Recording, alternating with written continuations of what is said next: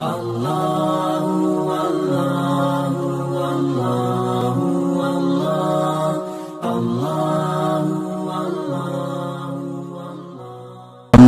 qabdu, adapun sempit hati, sumpah,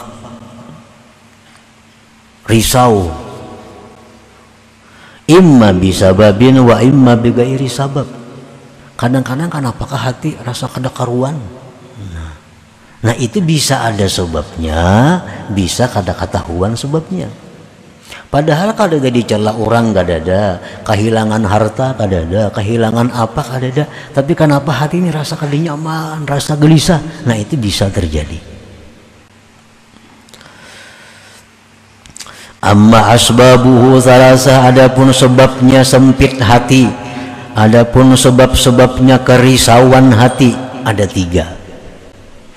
Zambun ahdastahu, pertama dosa yang kau lakukan, dosa yang kau lakukan.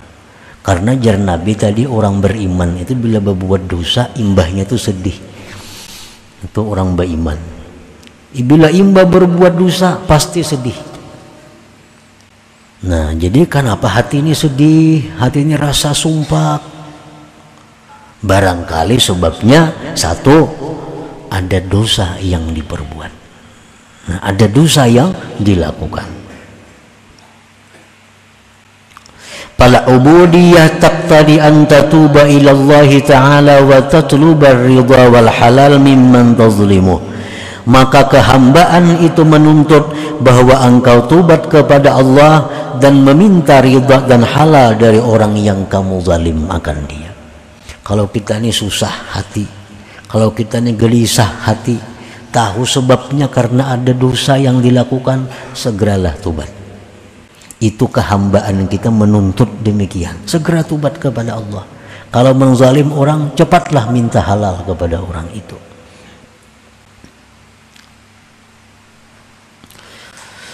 Au dunya zahabat au naqasat minka, atau hati sumpah, hati sedih, hati risau itu disebabkan dunia yang hilang atau berkurang dari engkau.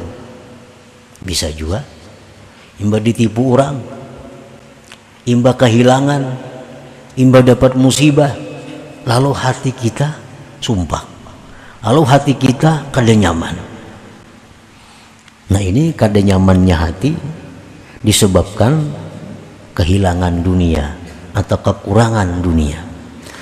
Fal ubudiyah taqtadi an tardha bi qada'illahi ta'ala wa tahtasiba, maka kehambaan diri engkau itu menuntut bahwa engkau ridha dengan ketetapan Allah dan engkau mengharapkan pahala daripada Allah. Nah, di waktu hati kita sedih karena kehilangan dunia atau karena kurangnya dunia, di saat kita sedih itu kita dituntut untuk ridha kepada ketetapan Allah dan menunggu pahala daripada Allah Subhanahu wa Ta'ala. Itu untuk mengatasi kesusahan hati disebabkan hilangnya atau kurangnya daripada dunia. Au zalimun yu'dhika fi nafsik aw irdik. Sebab yang ketiga, sumpah sakitnya hati, risaunya hati itu karena ada orang zalim yang menyakiti diri engkau atau pribadi engkau. Nah, kita disakiti orang zalim, kita dihina oleh orang, kita difitnah oleh orang, lalu kita sedih.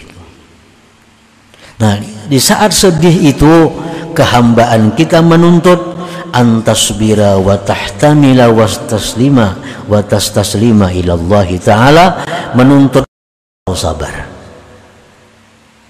dan sandang dan serahkan kepada Allah Subhanahu wa Ta'ala.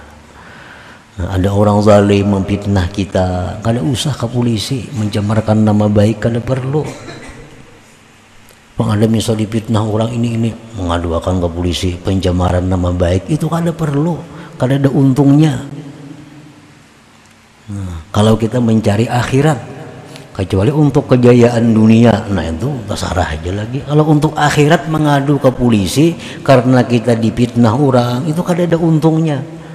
Sabarlah, sabar, sandang, serahkan kepada Allah. Nah, itu paling baik. Dan tindakan Allah lebih cepat dari tindakan polisi. Nah, polisi kan perlu saksi, mana saksinya? Nah, berapa hari mau urus mencari saksi segala macam. Allah Ta'ala untan langsung. Di saat kita melapor, saat itu diterima. Dan kada perlu ada saksi kalau kita dizalim atau dianiaya orang. Nah, jadi apabila kita sakit hati, sumpah hati karena ada yang memfitnah kita, ada yang mengganggu kehormatan kita, nah sabar. Kada usah dilawan artinya. Kada usah dilawan. Bila melawan itu berusia labihan, kita jadi orang zalim. Melawan tuh kalau kelabihan lawanannya. Baik amun kawapas dan sulit kawapas itu. Kalau kau diketahui pas kadanya. Nah, kalaunya itu labihan, kita jadi 2 kali dosa. Kita jadi 2 kali sakit. Pertama sakit dizalim orang, nah kedua kita sakit dapat dosa karena labihan membalas. Nah, jadi apabila kita sakit hati karena diganggu orang diri kita, kehormatan kita, maka sabarlah dan sandang. Sandang aja. Serahkan kepada Allah Subhanahu wa Ta'ala. Laporkan kepada Allah, ya Allah yang Maha Tahu, yang Maha Mengetahui, hamba telah diganggu oleh Fulan bin Fulan. Untuk selanjutnya hamba serahkan kepada Engkau urusan ini. Cukup. Allah akan menindak sesuai dengan ketentuan dan kebijaksanaan Allah Subhanahu wa Ta'ala. Nah, para muhibbin rahimakumullah. Jadi keadaan gembira hati disebut dalam istilah orang tasawuf itu ngarannya basat. Nah, hati yang sempit risau disebut dalam istilah tasawuf ngarannya kabat. Nah, basat satu keadaan yang memerlukan adab. Kabat satu keadaan yang memerlukan adab juga. Nah, jadi bagaimana kita mengatur diri kita supaya jangan lepas dari adab walaupun dalam keadaan basat atau dalam keadaan kabat itu. Dalam keadaan gembira hati, kada tergelincir dari jalan. Dalam hati yang susah, hati yang sakit, kada tergelincir dari jalan. Semua jalan kita berjalan di atas adab yang diajarkan Allah dan Rasul sallallahu alaihi wasallam. Nah, orang-orang salikin, orang-orang yang pemula dari arifin itu selalu silih berganti datang. Kadang-kadang hatinya ada gembira, kadang-kadang sedih, kadang-kadang gembira, kadang-kadang sedih. Nah, itu selalu berganti. Nah, oleh karena itu diperlukan adab. Kalau gembira mesti macam ini hati kita. Kalau susah, gelisah mesti macam ini hati kita. Supaya kedua-duanya membawa kepada martabat kita yang lebih tinggi di sisi Allah Subhanahu wa Ta'ala. Gembira hati jadi pahala, susah hati jadi pahala. Nah, bila kita melaksanakan aturan-aturan adab-adab yang diajarkan ini.